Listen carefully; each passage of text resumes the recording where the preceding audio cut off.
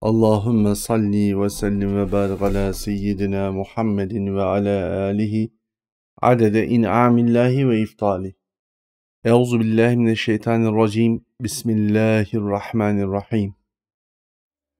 Milattan önce 1100 ila 999 yılları arasında gidiyoruz. Talut'un Calut'a karşı verdiği muhteşem İslam savaşının özelliğinden yine çok kısaca bahsetmeye gayret edeceğiz. Ama bu gayretimizin içerisinde mutlak surette Hazreti Şamuyel'den bahsediyor olacağız. Talut hakkındaki bilgiyi edinmek için de Bakara suresi 246. ayeti kerimeye gidiyor olacağız. Allahu Zülcelal şöyle buyuruyor: Estağfirullah. Elem tara ilel melâi min beni İsrail min ba'di Musa. Musa'dan sonra İsrailoğullarından ileri gelen bir cemaati görmedin mi? İz قالوا لنبي لهم ابعث لنا ملكا نقاتل في سبيل الله. Onlara o vakit peygamberlerine bize bir melik gönder, Allah yolunda savaş yapalım demişlerdi. Bu savaş Calut'un güney bölgesinden çıkıp saldırma amacıyla hareketiydi ki yarın Davud Aleyhisselam bölümünde biraz daha detaylandırıyor olacağız. Peki bu peygamber kimdi ayet-i kerimede geçen? İşte o Hazreti Şamuyel'di. Talut'u yetiştirmiş olan. Kâle hel aseytum in kutibe aleykumul qitalu ella tuqatil. Olur ki sizlerin üzerine savaş farz kılınır da siz muharebe etmezseniz demişti. Kim? Şamuyel aleyhisselam. Onlar da cevap veriyorlar Beni İsrail olarak. Kalu demişlerdi. وَمَا لَنَا أَلَّا نُقَاتِلَ ف۪ي سَب۪يلِ اللّٰهِ وَقَدْ اُخْرِجْنَا مِنْ دِيَارِنَا وَاَبْنَائِنَا. Bize ne oluyor ki Allah yolunda savaş yapmayalım? Yurtlarımızdan çıkarıldık ve oğullarımızdan olduk. فَلَمَّا كُتِبَ عَلَيْهُمُ الْقِتَالُ تَوَلَّوْا اِلَّا قَلِيلًا مِنْهُمْ. Vaktaki savaş üzerlerine farz kılındı.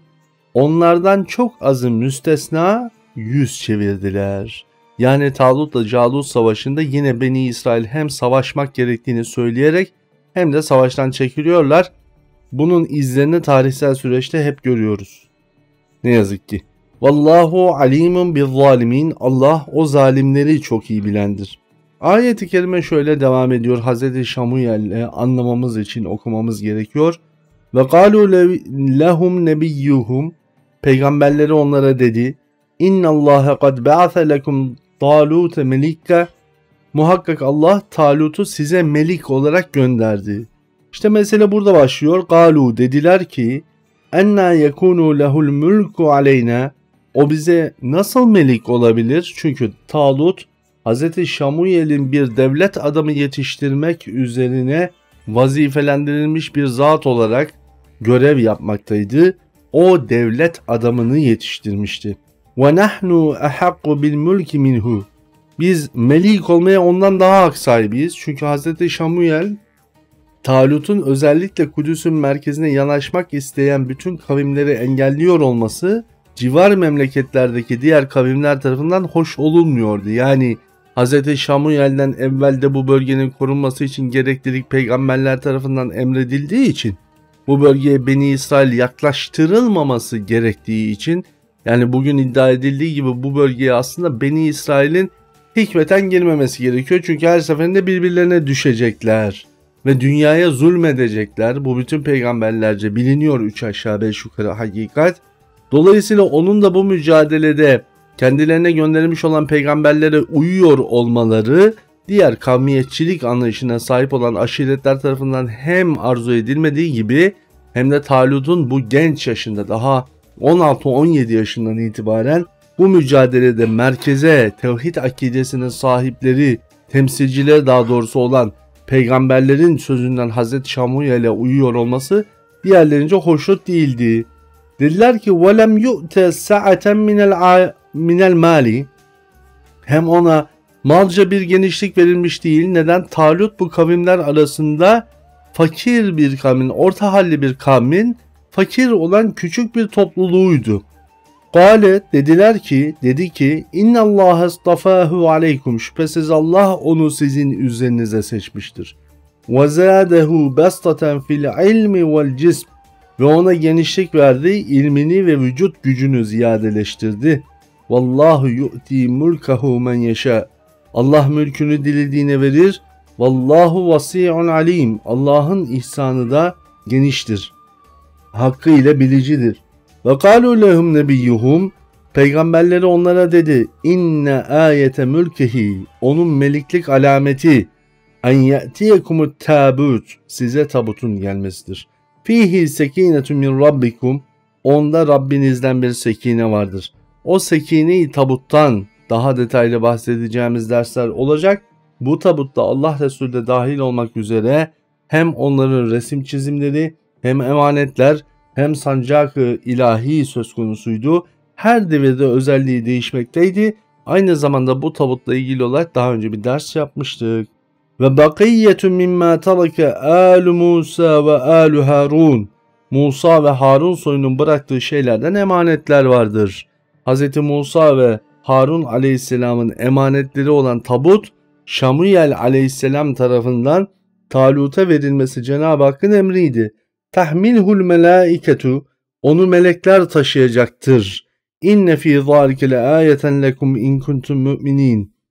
Eğer müminlerseniz elbette bunda sizin için alamet vardır, bir alamet. Tefsirde gireceğiz bu meseleye. Ama şimdi bir nehir boyuna geliyor olacağız. Ve bu nehir boyunda Talut'la Calut'un savaşında Hz. Davud Aleyhisselam dönemine geçeceğiz. Dolayısıyla geriye kalan ayetleri yarın yapıyor olacağız inşallah anlamak adına. Hz. Şamuyel bu mücadeleyi verip Talut bu üst seviyeye çıktığında savaş kendisine emredilmek üzerineyken bu savaşta Kudüs'ün merkezinde bu savaşa katılacak isimlerden bir tanesi ama Davud Aleyhisselam'ı görmüyor.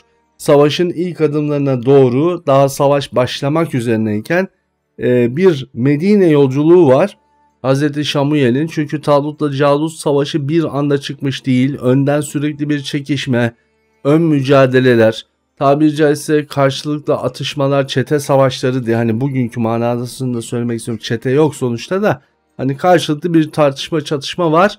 Gerçek olan o büyük savaşın yaşandığı yerde biz Davud Aleyhisselam'ın Calut'u öldürdüğü ana gidiyor olacağız. Ama Şamuyel Aleyhisselam bir yolculuğa çıkıyor, bir haccı yolculuğuna, bir hac vaktinde olmayan bir, hani bugünkü tabirle bir umre yolculuğuna çıkıyor olacak. Bir dua mahiyetinde, belki 2 ay içerisinde gidip dönerim şeklinde bir fikriyatı var. Sonuçta uzak bir yer değil Kudüs'ten Mekke'ye, ticaret yolları hazır ve nazır. Ancak Hz. Şamuyel takdir-i ilahidir ki Medine yolunda vefat ediyor. Medine'ye 12 kilometre kala olan alanda da defnediliyor. Medine'ye ulaşanlar Medine ahalisine Hz. Şamuyel'in öldüğünden bahsediyorlar. Çünkü bizler İslam tarihi açısından kendilerine peygamber gönderilmiş olan Beni İsraillerin sözleri sanki Mekke ve Medine'ye hiç ulaşmamış gibi adlandırıyoruz. Genel itibariyle bu kadar sıkı fıkı olunan bir ticarette elbette ki ehli imanın bu bölgedeki varlığının yadsınamaz bir gerçekliğini ne yazık ki göz ardı edeceğimiz bir Yahudi tarihinin okutulmuş olması zulmüyle karşılaşıyoruz her zamanki gibi. Ve Medine ahalisi Hz. Şamuyel'i de tekrardan geriye dönüp bu bölgeyi bir koruma altına alalım, taşlar çevirelim bilinsin diye gittiklerinde Hz. Şamuyel'in beraberinde gelmiş olan 3 kişilik heyet, onun ashabı ne yazık ki Hz. Şamuyel'in takdiri ilahi öldüğü yeri de bulamıyorlar, defnettiği yeri de bulamıyorlar ve böylelikle Hz. Şamuyel aleyhisselam Medine'ye 12 kilometre kala bir alanda defnedilmiş oluyor. Beni İsrail için şöyle diyordu Hz. Şamuyel aleyhisselam, ki bu söz Beni İsrail'i tanımak adına bizim için oldukça önemlidir. İsrail, Beni İsrail ehli secde ehli olmadığından kaybedecektir diyen zat-ı muhterem de Hz. Şamuyel. Şimdi savaş bütün hengamesiyle karşımıza çıkıyor olacak ve bu savaşta en önemli, tarihin en önemli isimlerinden biriyle tanışacağız. Hazreti Davud Aleyhisselam'la tanışacağız efendim. Ama yarın olacak bütün bunlar, Allah nasip ederse. Yarın tekrardan görüşmek üzere diyelim.